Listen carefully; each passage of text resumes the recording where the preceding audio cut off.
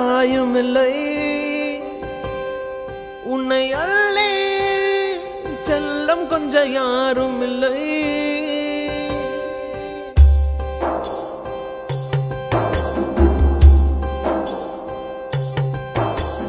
நதியிலே விழுந்த இலை என உனது பயணங்கள் தொடர்ந்து போகட்டும்.